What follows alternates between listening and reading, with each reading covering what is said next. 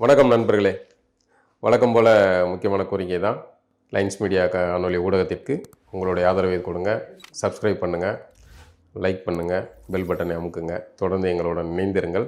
நம்ம தமிழர்களுக்கான கருத்துருவாக்க அரசியலை தொடர்ந்து செய்வோம், சேர்ந்து பயணிப்போம், இணைந்திருங்கள். லைன்ஸ் மீடியா உறவுகளுக்கு வணக்கம். வணக்கம். வணக்கம் சின்னா.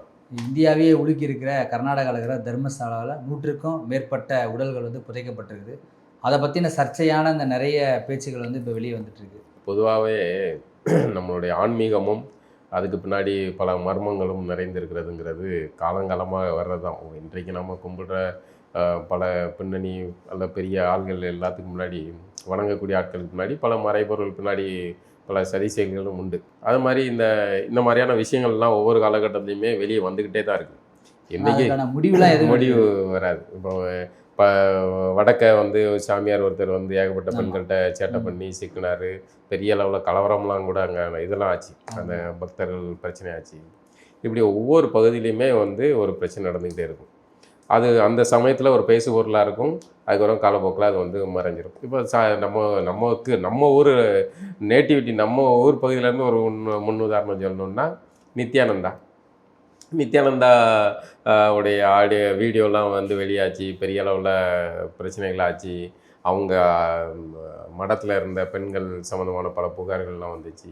ஒன்றும் செய்யலை. அவர் பார்த்தீங்கன்னா நாடை உருவாக்கிட்டார். வெளியே போனதெல்லாம் வேற நெகட்டிவாக பேசுறது. அவர் தனக்குன்னு ஒரு நாடை உருவாக்கிட்டாருங்க. கைலாசான்னு ஒரு நாடை உருவாக்கி ஜாம் வாழ்ந்தாருங்க. ஐடிவிங்களோட சிறப்பாக வந்துக்கிட்டு இருக்காரு. இப்போ நம்ம 2 பேர் பேசுறது கூட அவர் பார்த்துட்டு உடனடியாக என்னை பற்றி 2 பேரில் உருப்படாத பேரில் 2 பேரும் பேசிக்கிட்டு இருக்காருன்னு அப்படின்னு கூட பதில் சொல்லலாம். ஏன்னா அவ்வளோ ஆக்டிவிட்டாக, அவ்வளோ டீட்டெயிலாக, அவ்வளோ தொடர்பில் லைவாக இருக்காருங்க. லைவாக வீடியோ போடுறாரு, பேசுகிறாரு. ஆனால் காவல்துறையால் கண்டுபிடிக்க முடியல. பொதுவாகவே கர்நாடகாவிலேருந்து வர்றதுனால கன்னடர் அப்படின்னு நினச்சிக்கிட்டாங்க. அப்படி கிடையாது. இப்போ ராமசாமியார் அவர்களையும் அப்படி தான் தவறான புரிதலோடு நினச்சிக்கிட்டாங்க. அதே மாதிரி தான் ஜக்கி, பிரபலமான பல்வேறு குற்றச்சாட்டுகளுக்கு அடிக்கடி புகார்களுக்கு உள்ளாகக்கூடிய ஜக்கி, அவர்களும் கர்நாடகாவிலேருந்து வந்தவர்னால கன்னடர்னு நினச்சிக்கிட்டாங்க. ஆனால் அவர் தெலுங்கர் தான். அவர் அங்கேருந்தே வர்றாரு. அங்கெல்லாம் இல்லாமல் ஈசான்னு நம்ம ஊருக்கு ஈசான்னு ஒரு இதை உருவாக்கி அவர் அங்கே ஒரு பெரிய தனி சாம்ராஜ்யம் நடத்துகிறாரு. தேசத்தின் பிரதமர் அவர் நிகழ்வில் கலந்துக்கிறார். பல பெரிய தலைகள் வர்றாங்க. இப்போது நான் என்ன கேட்குறேன், கர்நாடகாவில் அவர் தூய்மை பணியாளர் ஒருத்தர் இத்தனை ஆண்டுகள் கழித்து 90களிலிருந்து 2014 வரைக்கும் நடந்த மரணங்களில் நான் பல உடல்களை புதைச்சிருக்கேன் அப்படின்னு அவர் இத்தனை ஆண்டுகளுக்கு அப்புறம் அவர் மனதில் ஒரு எண்ணம் தோன்றி அவர் வெளியே சொல்லணும்னு வருது. இது சமயத்தில் ஒரு படம் கூட பார்த்தேன், மலையாள படம், ரேக்க சித்திரம்னு நினைக்கிறேன். அதுலேயும் இதே மாதிரி தான். ஒரு நீண்ட நாள் ஒரு பெண்ணுடைய உடலை புதைச்சி வச்சுட்டு ஒரு குற்ற செயல் செஞ்சுருவாங்க. அதில் ஒருத்தர் செஞ்சவர் மனம் தாங்க முடியாமல் பல ஆண்டுகள் கழித்து அதை ஃபேஸ்புக்கில் லைவாக போட்டு அதுக்கப்புறம் அதை துப்பறிகிற மாதிரி ஒரு கதை போகுது. அதே மாதிரியான விஷயந்தான் இன்றைக்கி இந்த தூய்மை பணியாளர் சொல்கிறாரு. ஒரு காலகட்டத்தில், ஏதோ ஒரு காலகட்டத்தில் மனசுங்கிறது ரொம்ப வித்தியாசமானது. எப்போ எதை மறைக்கும், எப்போ எதை வெளியே சொல்லணுங்கிறத கணிக்க முடியாது. அப்படி அன்னைக்கு அவர் நினச்சிருக்கலாம். அல்லது அங்கே இறக்குறவங்க ஏதோ ஒரு விபத்துலையோ அல்லது ஏதாவது நீரில் மூழ்கியோ ஏதோ ஒன்று திடீர்னு உடல்நலம் குறைந்து இறந்துட்டாங்க அப்படின்னு அந்த தூய்மை பணியாளர்கிட்ட 2012 சௌஜன்யான்ற அந்த பெண் இறந்தாங்கல்ல, அப்போதான் இவருக்கு அந்த விஷயமே தெரிஞ்சிருக்குது. வேற ஏதோ நடக்குது, யார் ஏதோ கொடுக்குறாங்க, இவங்க யாருன்னே தெரியலன்ற விஷயமே அவருக்கு அப்போ தெரிஞ்சிருக்குது. அதுக்கப்புறம் தான் அவர் ரியலைஸ் பண்ணுறாரு, இது மாதிரி கொலைகள்லாம் இல்லை. அதுலேயும் பெருவாரியாக பெண்கள் இருக்கிறாங்க. அப்படிங்கும்போது இந்த ஆன்மீக தலங்களில் அது இந்து மதம், பௌத்த மதம், இந்த மதம், அந்த மதம்லாம் இல்லை. பொதுவாகவே இந்த ஆன்மீக ஏரியாக்கள் நம்ம அவங்களுக்கு ஒரு புனித பட்டத்தை கொடுத்துறோம். அவன் நம்மள மாதிரியான சக மனிதர், நம்மள மாதிரியே கண்ணு, காது, மூக்கு, இனப்பெருக்க உறுப்பு உட்பட எல்லாமும் இருந்து படைக்கப்பட்டவன் தான் அப்படிங்கிறதுலாம் இல்லை. அவன் மொத்த மத இதை ஒரு துறவி ஆயிட்டான் அப்படின்னா அவன் எல்லா ஆசாபாசங்களும் துறந்துடுறான் அப்படிங்கிறது தன்னியல்பாக நடக்கிறது ஒன்று. இன்னொன்று, இந்த சூழலுக்குள்ளே தள்ளப்பட்டு சேர்றாங்க. ஆனால் மனித உணர்வு, பசி இயல்பானது தானே. உணவு பசிக்கும் போது இயல்பாக பசி எடுக்குது, சாப்பிட்றோம். உடல் பசியும் அதே மாதிரி தான். ஆனால் இங்கே ஒரு புனித இது ஆயிடுதில்ல. அந்த மாதிரியான புனிதத்தை பாதுகாக்கிறதுக்கு இவர்களுக்கு மறைபொருளாக மறைமுகமாக இந்த மாதிரியாக வரக்கூடிய பக்தர்கள்ட்ட சேட்டை காட்டிக்கிடுறது, அது அதிகார மையங்களாக இருக்கும்போது வெளியே வராது. இப்போ இந்த சகோதரர் தூய்மை பணியாளர் அவர் வந்து வெளியே சொல்கிறாரு. ஆமாம், அவருடைய முகத்தை மறைச்சி தான் கூப்பிட்டு வர்றாங்க. அவர் யார் என்னங்கிறது தெரியாது. இப்போ என்ன ஆகும் இந்த வழக்கில்? ஏன்னா இந்த வழக்கு, இந்த கோவில், இந்த மஞ்சுநாத்துங்கிற கோவில் பிரபலமான கோவில், கர்நாடகாவின் பல செல்வாக்கான மனிதர்கள் எல்லாம் அங்கே போகக்கூடிய இடம். அது ஒரு முக்கியமான கேந்திரமாக இருக்குது. ஒரு எல்லாரும் வந்து போய் அங்கே போயிட்டு கும்பிடுற இடமான இருக்குது. அது சிவன் தலமாக சொல்லப்பட்டாலும் கூட அங்கே பலரும் பல்வேறு மதத்தவர்களும் அங்கே இது பண்ணுறாங்க. அதில் ஜெயின் சார்ந்தவர்களும் அதில் முக்கியமான இடத்துல இருக்காங்க. வீரேந்திர ஹெக்டே அவர் தான் 19 வயதில் ஆனவர், அது பொறுப்புக்கு வந்தவர். இன்னும் அவர் தான் அதுக்கு தலைவராக இருக்கார். இப்படியெல்லாம் இருக்குது. அது எல்லாத்தையும் விட அரசியல் செல்வாக்கோட தொடர்பில் இருக்கிறவங்க. அப்போ இயல்பாகவே இந்த செல்வாக்கு வந்து தன்னை பாதுகாக்கும். அதுதான் இந்த வழக்கில் இது எப்படி நடக்கும்னா, நீதிமன்றம் கண்காணிப்பில் இருந்தாலும் கூட கீழ்நிலை காவல்துறை அதிகாரிகள் அதை வந்து மடைமாற்றம் செய்யணும், இல்லை அதிகார மையங்கள் ஒரு வழக்கை இல்லாமல் ஆக்கணும் அப்படின்னு நினச்சா செய்ய முடியும். முன்னாடி நடந்த அதான் நமக்கு பார்க்குறோம். ஏன்னா இதுக்கு பின்னாடி மதம் ஒரு முக்கிய காரணியாக இருக்குது. மதம் அப்போ இந்த செயல்கள் வெளியே வந்தால் இது மதத்திற்கு இழுக்கு, மதத்திற்கு பின்னடைவு. அப்படிங்கும்போது என்ன ஆகும்னா, இந்த அதிகார மையங்கள்லாம் வந்து அந்த மதத்தை பாதுகாக்கிறதன் பொருட்டாக இந்த குற்றவாளிகளை பாதுகாக்க செய்வார்கள். இதுதான் நடக்கும். ஏன் நித்யானந்தா இது வரைக்கும் கைது பண்ண முடியல? ஏன் ஜக்கி மீது இவ்வளோ புகார்கள் வந்த பிறகும், நித்யானந்தா மட்டும் இல்லை, ஜக்கியோடைய ஆசிரமத்தில், ஈசா ஆசிரமத்தில் எவ்வளோ புகார்கள், திடீர் மரணங்களில் இறந்தவங்க எத்தனை முறை பேட்டியெல்லாம் கொடுத்துருக்காங்க. தன்னுடைய பையன் நல்லா இருந்தால் தியானம் பண்ணால் வச்சான், அவன் திடீர்னு இறந்துட்டான்ங்கிறாங்க. பொண்ணு காணாமல் போயிடுச்சுங்கிறாங்க. அவங்க வந்து பொண்ணை வந்து மொட்டை அடித்து வச்சு விடமாட்டுக்காங்க, மூளைச்சலவை பண்ணி வச்சுருக்காங்க. எவ்வளோ புகார்கள். ஏன் வந்து ஒன்றும் அசைக்க முடியலையே?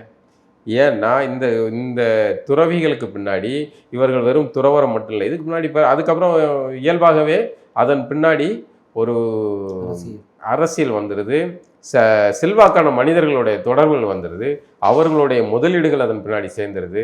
இது எல்லாமே சேர்ந்து அந்த மனிதர்களை பாதுகாக்கும். இப்போ இன்னைக்கு இத்தனை ஆண்டுகள் கழித்து கர்நாடகாவிலேருந்து தர்மஸ்தாலாவுடைய அந்த விஷயங்கள் வந்து வெளியே வருதில்ல, இதே மாதிரி இன்னும் ஒரு 10 ஆண்டுகளோ 5 ஆண்டுகள் கழிச்சோ, அல்லது ஜக்கி செல்வாக்கை இழந்து போகும்போது அவருக்கு பின்னாடி இருந்து அங்கேருந்து ஈசாலேருந்து இப்படியான இதெல்லாம் நடந்ததுன்னு யாரோ ஒரு தூய்மை பணியாளரோ, யாரோ ஒரு ஊழியரோ, யாரோ ஒரு சாமியார் துறவியோ வெளியே சொல்ல முடியும்.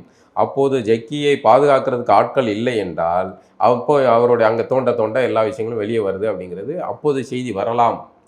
நம்ம இப்போ சொல்லலை, இப்போ வரும் அப்படின்னு சொல்லலை, வரலாம், அது நடக்கலாம். அப்போது அவரை பாதுகாக்கிறதுக்கு ஆட்கள் இருந்தால் தப்பிப்பார், இல்லை என்றால் விட்ட அவர் வந்து ஊடகங்களில் மூலமாக அம்பலப்பட்டு வெளியே வரலாம். இதே மாதிரி தான் நித்யானந்தா அம்பலப்பட்ட மாதிரி தான். நித்யானந்தா அம்பலப்பட்ட பிறகும் மக்கள் கொண்டு போய் அவர்கிட்ட போய் சேர்றாங்கல்ல, குடும்பம் போதை எப்படி போகிறாங்க? நான் புரியவே இல்லை. ஒரு மனிதன் வந்து அம்பலமாகறான், அப்படி என்ன அவன்கிட்ட தெய்வீக சக்தி இருக்குது? உனக்கு மதம் வேறு, இறையருளை உணர்றது அப்படிங்கிறது வேறு. எந்த ஒரு இறையருளை உணரக்கூடியவன், பேராற்றலை உணரக்கூடியவன் மதத்தில் போய் சிக்கவே மாட்டான். மதம் எல்லா பேரும் கடைசியில் போய் சேர்ற இடம் ஒரே இடம்தான்.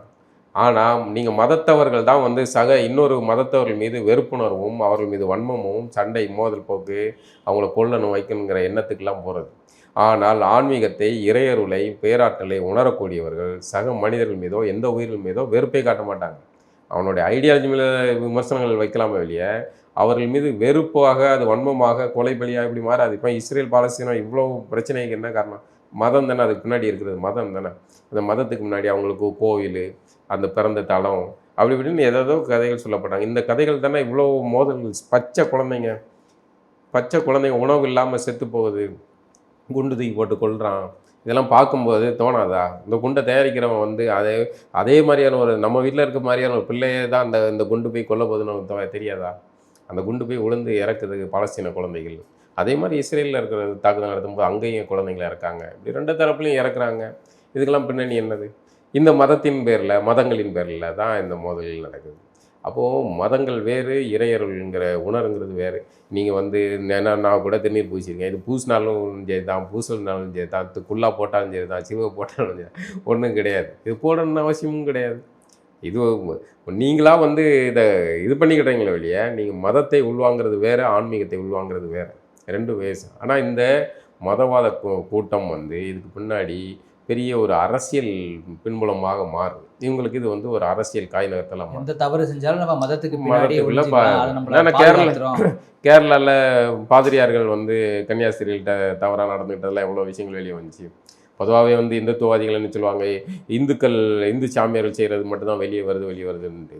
அப்படி இல்லை, கிறிஸ்தவ பாதிரிமார்கள் செய்கிறது வருது, இஸ்லாமியர்கள் மதகுருமார்கள் செய்கிறது வெளியே வருது, அவங்களுடைய தலைமை ஆட்கள் பேசுகிறதெல்லாம் வந்து பார்த்தோம்ல நம்ம எவ்வளோ விஷயங்கள் வெளியே வந்திருக்கு. அதே மாதிரி இவங்களுக்கெல்லாம் இந்த இதில் போய் ஒளிஞ்சிக்கிறது மதம் ஒரு பாதுகாப்பு இடையமாக இருக்குது. அந்த மதம் தங்களை பாதுகாக்கும் அப்படிங்கிறது. ஆனால் இதுக்கு பின்னாடி எல்லாமே இருக்கிறது மறைபொருளாக இவங்களுடைய எல்லாமே ரகசியம் நிறைந்தது தான். இப்போ தர்மசாலா விஷயத்தில் நமக்கு போக போக தெரியும். அந்த தூய்மை பணியாளர் அவர் இருக்கிற வரைக்கும் அவருக்கு பின்னாடி என்ன நடக்கும், அவர் இந்த வழக்கு முடிவு என்ன நோக்கி போகும். ஒன்று அவர் மனநோயாளின்னு சொல்லுவாங்க, இல்லைனா அவர் தற்கொலை செஞ்சுக்கிட்டாரு, ரொம்ப இந்த பாதிப்பில் வந்து தற்கொலை பண்ணிட்டாருன்னு கேஸ் உடனே முடிஞ்சு போகும். இப்போ அவரே அந்த எலும்பு கூடுகளோட நான் புதைச்ச எலும்பு அப்படின்னு சான்றாக நம்பணுங்கிறதுக்காக தான் கொண்டு வந்து கொடுத்து இது பண்ணுறாரு. இப்போ இதனுடைய உச்சமாக அவருக்கு இதெல்லாம் மன பாதிப்பு ஏற்பட்டு போச்சு, அவர் சொன்னதெல்லாம் பொய் அப்படின்னு சொல்லி ஒரே இதாக முடிச்சுவாங்க. வேலையை நிறைய செய்வாங்க. இப்படி எந்த எல்லைக்கும் போகும். ஆக பொதுவாகவே நம்ம வந்து சொல்ல வேண்டியது என்னென்னா, நீங்கள் வந்து மேலே இருக்க பேராற்றல் நம்புங்க. அது என்ன எந்த சாமியாக உங்களுக்கு என்ன வழிபாடு எதுவாகுங்கிறத விட இந்த சாமியார் கோயில்கள் நம்பாதீங்க. இந்த சாமியார்களோ இந்த நபர்களை, நம்மளை மாதிரியான நபர்களை அவன் நமக்கு ஒரு ஆலோசனைகளை சொல்லலாம், ஒரு குருமாராக இருக்கலாம், அவ்வளோதானே வழிய அவன்கிட்ட போய் விழுந்து கிடக்காதீங்க, அவனுக்கு அடிமையாக மாறாதீங்க. அவனை பார்த்தீங்களா நல்லா இருக்கீங்களே சார் அதோட நிறுத்திங்க. உள்ளே இருக்க சிலைகளையுமே கூட அப்படி தான், சிற்பிகள் செய்கிறாங்க சிலைகள், அவ்வளோதான். சிற்பிகளுடைய கலைவனத்தில் உருவாகுது சிலைகள். நம்ம இருந்த இடத்துல இருந்தே கூட இறையாற்றலில் வந்து உள்வாங்க முடியும். கோயில், சர்ச்சி, மசூதிலாம் போகிறது அந்த சூழலுக்காக, ஒரு இடத்துல உட்காந்து நம்ம ப்ரேயர் பண்ணுறதுக்குன்னு ஒரு இடம் வேணுங்கிறதுக்காக தான் தீகாக்காரங்க சொல்கிறாங்க. எது தீகாக்காரங்க சொல்கிறது வந்து அவர்கள் இன்னொரு மதம் மாதிரி தான். உங்களுக்கு எப்படி சொல்கிறது ஒரு மதம். ஆமாம், அது ஒரு மதம். இப்போன்னா ராமசாமியாருக்கு பாலாபிஷேகம் நடத்திட்டாங்க சார். இப்போ நம்ம கண்ணு முன்னாடியே நடந்து போச்சு. அவர் கட் அவுட்டுக்கு பால் ஊற்றிட்டாங்க. என்ன நீ வந்து நாத்திகம் பேசுனா, என்ன பேசுனா, மாலை போட்டால் என்ன போட்டால், அவர் ஊரெல்லாம் சிலையை வச்சுருக்கீங்க, சிலை வேணான்னு சிலையை உடைச்சவங்க அவங்க வந்து சிலையாக ஊரெல்லாம் வச்சு கட்டுறீங்க, அதை நாளைக்கு இன்னொருத்தன் உடைப்பான். இதுதான் நடக்கும். அப்போது வந்து அது ஒரு மதமாக உருவாகும். இப்போ பார்க்கும்போது நம்ம சொல்கிறது காமெடியாக இருக்கும். ராமசாமியாருக்கு வந்து பெரியார் மடாலயம் அப்படின்னு, பெரியார் கோவில், பக்தர்கள் காவடி எடுத்தார்கள், கருஞ்சட்டை அணிந்த பக்தர்கள் காவடி எடுத்தார்கள் அப்படிலாம் வரும். ஒரு 200 ஆண்டுகள் கழிச்சு பாருங்களேன், ஒரு 100 ஆண்டுகள் கழிச்சு பாருங்களேன், பெரியார்னு ஒரு பெரிய பகவான் இருந்தார், அவர் எல்லாருக்கும் வந்து ஆசி வழங்கினார், எல்லாரையும் வந்து சமூக சீர்திருத்தம் பண்ணி எல்லாரையும் வந்து மீட்டெடுத்து ஒரு புதிய மதத்தை உருவாக்கினார் அப்படின்னு வரும், நடக்கும். இப்படி தான் வந்து மதங்கள் ஒவ்வொரு காலகட்டத்திலையுமே உருவாகுது. நாத்திகம் பேசுகிறதுமே தான்.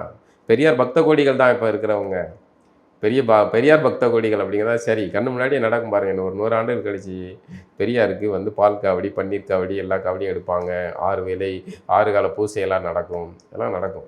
இப்போ நிறைவாக ஆன்மீக தலங்களில் வந்து இந்த மாதிரியான பெண்கள் சம்மந்தப்பட்ட பிரச்சனைகள் நடக்கிறதுக்கு, பிரச்சனை வந்ததுக்கு அப்புறம் தீர்வு கேட்குறோம் எல்லாருமே. தீர்வு அதுக்கு என்ன பதில் இதில் என்னன்னா, அந்த பிரச்சனைகள் நடக்காமல் இருக்கிறதுக்கான வழிகள் என்ன? இப்போ இரவு நேரங்களில் வந்து பெண்கள் அங்கே தங்குறதுனால தான் இந்த மாதிரி பிரச்சனைகள் வருது. ஸோ இரவு நேரம் தங்காத மாதிரியான ஆன்மீக தலங்களை உருவாக்க முடியுமா? அதற்கான முன்னேற்பாடுகள் வந்து அரசு எடுக்குமா? இல்லை, அதாவது 2 இது இருக்குது. நீங்கள் குற்றம் செய்யாமல் இருக்கணும் அப்படிங்கிறதா சரி. இவங்க வந்தாங்க செய்யறதுக்கான தூண்டுதலே வந்து இந்த மாதிரியான தலங்கள் தான். பெண்கள் போனால் நீங்கள் அதுக்காக குற்றம் செய்வீங்களா? பெண்கள் போனால் நம்பி நீங்கள் ஒரு சாமி கும்பிடுறதுக்கு வர்றோம், அதுக்காக வந்து கோயில் கருவறைகளை பின்னாடி வச்சு கும்பிட்டு வச்சு இப்போ பெண்ணை வந்து தவறாக நடந்துக்கிடுவீங்கன்னா அது எப்படி சரியாக இருக்க முடியும்? அவனை நபரை தூக்கணும், அதானே தீர்வாக இருக்க முடியும். நீங்கள் வந்து நம்ம வந்து இறையை கும்பிடுறதுக்கு வர்றோம். இப்போ காஞ்சி தேவநாதர் வந்து கருவறையில் அவசரம் நடந்துக்கிட்டான் ஒரு பெண்ணுக்கிட்ட, அது வீடியோ ஆதாரங்கள் வெளியே வந்துச்சு. அப்படி ஒவ்வொன்றா வெளியே வருது. அந்த நபர்கள் தான் தவறானவர்கள். அதுக்காக நம்ம வந்து இப்போ வெளியே சாலையில் போகிறீங்க, பெண்களை வந்து ஒருத்தன் தவறாக நடந்துக்கிட்டான்னா, பெண்கள் சாலையில் போகிறதுனால தான் தவறு, அதனால் பெண்கள் சாலையில் போகக்கூடாது அப்படின்னு சொல்ல முடியுமா? பெண்கள் சாலையில் போகிறதுங்கிறது உரிமை, அது போகணும். அவன் தவறாமல் நடந்துக்காத ஆளாக வந்து தண்டிக்கப்படணும். ஒன்று சமூகமே அப்படி மாறணும். ஒரு பொண்ணு கவர்ச்சியாக போகிறாங்க அப்படிங்கிறனால வந்து நான் கையை பிடிச்சி இழுத்தேன் அப்படின்னு ஒருத்தன் சொல்கிறது வந்து எப்படி சரியாக இருக்க முடியும்? அது சரி கிடையாது. அது அந்த பொண்ணுடைய சுதந்திரப்பா, பாத்தியா ரசியா அப்படி கடந்து போயிடும், அவ்வளோதான். அவங்கள வந்து நீங்கள் வந்து அவங்ககிட்ட தவறாக நடந்துக்கிறதுக்கான எந்த இதுவும் கிடையாது. இப்போ தாய்லாந்து எதுக்கு பிரபலமானதுன்னு எல்லாருக்கும் உங்களுக்கு தெரியும். அங்கேயே வந்து இதே புத்த மத அங்க இருக்கிற ஆமா அந்த அம்மா பொண்ணு கூட புத்த துறவிகள், அதுவும் புத்த துறவிகள் வந்து மற்ற மதங்களை விட ரொம்ப தீவிரமான இந்த சன்னியாசத்தை கொஞ்சம் பின்தொடரக்கூடிய. தனித்துவமான ஒரு ஆமா. ஆன்மீகம் அது. ஆனா அங்கேயே வந்து இவ்வளவுக்கும் தாய்லாந்து எதுக்கு புகழ்பெற்றது, அங்கேயே வந்து இவ்வளோ மாதிரியான புத்த துறவிகள் அவங்க சன்னியாசி இதில் இருக்கிறாங்க. நான் அங்கே அந்த பொண்ணு பல புத்த துறவிகள்கிட்ட விளையாண்டு வீடியோ எடுத்து வச்சு மிரட்டி பிளாக்மெயில் பண்ணி 100 கோடிக்கு மேலே பணம் பார்த்துருக்கு. ஏகப்பட்ட ஆபாச வீடியோக்கள் எடுத்திருக்காங்க. அப்போ அதெல்லாம் என்ன சொல்லுவீங்க? எதுக்கு நம்ம துறவரத்துக்கு போகணும், நம்மளுடைய இல்லற வாழ்க்கையை வந்து இது பண்ணணும், இயல்பானது தானே. இல்ல ஆன்மீகம் உண்மையா இருக்குது, ஆன்மீகவாதிகள் தானே தவறா இருக்கிறாங்க.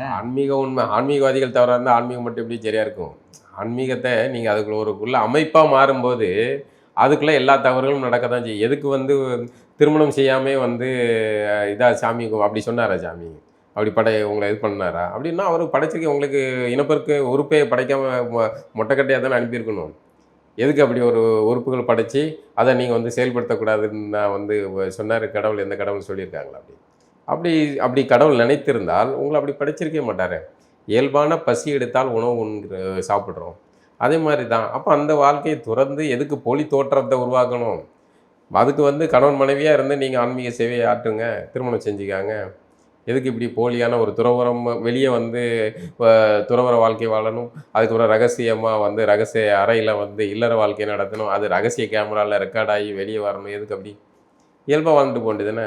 இதுதான் சிக்கல். இந்த சமூகத்துக்காக வெளியே வந்து ஒரு வாழ்க்கை வாழ்கிறோம், உள்ளுக்குள்ளே இன்னொரு வாழ்க்கை வாழ்கிறோம். அது ஒரு நாள் அம்பலப்படும் போது இது ஊடகங்களில் பேசு பொருளாக மாறும். கொஞ்சம் நாள் எல்லாரையும் அப்படி சொல்லிட முடியாது. எல்லாரையும் நம்ம அப்படி சொல்கிறது இல்லை. அப்படியான சூழல்களுக்கு தள்ளப்படுறாங்க, அப்படியான நெருக்குதலுக்குள்ளாகிறாங்க. அது கிறிஸ்தவ பாதிரிமார்கள் இந்த மாதிரியான சிக்கலில் மாட்டுறாங்க. இப்படி பல ஒவ்வொரு மதத்தை சார்ந்தவர்களும் இந்த மாதிரியான விஷயங்களில் மாட்டுறாங்கள, வெளியே வரல சம்பவங்கள். அப்படி நம்மளால் இருக்க முடியலன்னா அதை தூக்கி ஓரமாக வச்சுட்டு குடும்ப வாழ்க்கைக்கு போயிடணும். முடியலன்னா போயிடலாம், குடும்ப வாழ்க்கைக்கு போயிடணும். அது அப்படி பல பேர் போயிருக்காங்க. அப்படி என்னால் முடியல அப்படின்னு ஒரு புத்தரை கூட போயிருக்காரு. கிறிஸ்துவத்திலேயே அந்த மாதிரி முடியலன்னா அனுப்பிடுறாங்க, நீ போயிடலாம், போயிட்டு இருந்துக்கலாம். அதை நோக்கி போகிறதான் சரியாக இருக்கும் இந்த மாதிரியான விஷயங்கள். அதில் இந்த வழக்கில், இந்த தர்மஸ்தால இந்த வழக்கில் முறையாக விசாரணை நடத்தப்பட வேண்டும். அது எல்லாமே வந்து நடந்துக்கிட்டு இருக்குது, நீதிமன்றத்தின் கண்காணிப்பில் இருக்குது. பார்ப்போம், நம்மளும் பார்ப்போம் என்ன நடக்குன்னு. மீண்டும் நிகழ்ச்சி சந்திப்போம். நன்றி.